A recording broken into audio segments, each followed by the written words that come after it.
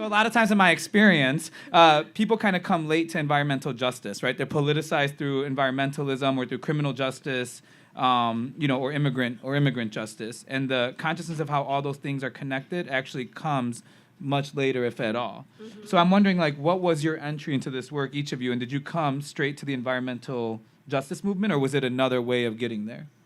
In this community, there's like this story that's told about all the steel mills that when they were here, every time the workers would rise up and strike, that the company already had scouts going out all over the world where there was a port, where they could park a fucking ship, and where they could recruit men to come and break that fucking strike. So they were already ready for that shit. They knew that shit was gonna happen. That was part of the fucking plan.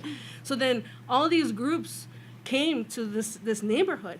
People from Serbia, from Croatia, from Mexico, people from Mexico came on barges. My husband's grandfather came on a fucking barge.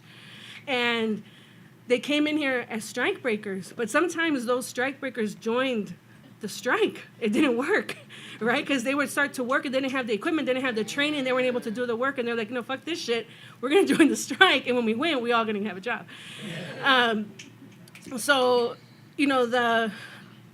For me, it was always like these two things, right? Like, we have the steel mills, we need the work, and then those, right when I was born, is when all these steel mills started to close. Mm-hmm.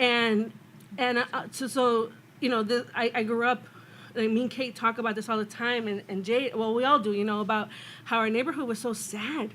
It was like so much depression, so much alcoholism, so much. It still is, Olga. It still is, right? Come on, let's just be real. Let's just be real.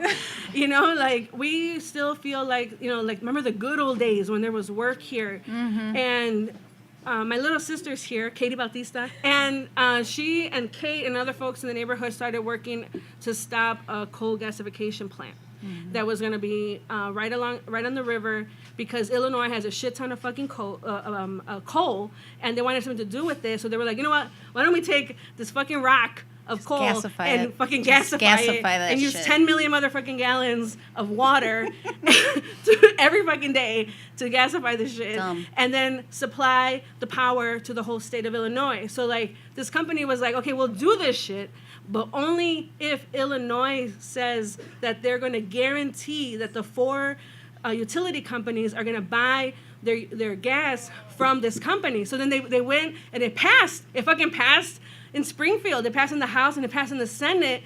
And then we found out in this neighborhood, and my sister and Kane, a bunch of people were like, fuck that shit. We're not going to gasify coal. And this is right across the street from a high school and an elementary school. Is that George Washington? And yes. So Washington High School, Washington Elementary School, and the local grocery store and the TJ Maxx. Don't fuck with that. Tens of thousands of pieces of mail and faxes and all kinds of shit went to Governor Quinn, where he ended up vetoing this bill.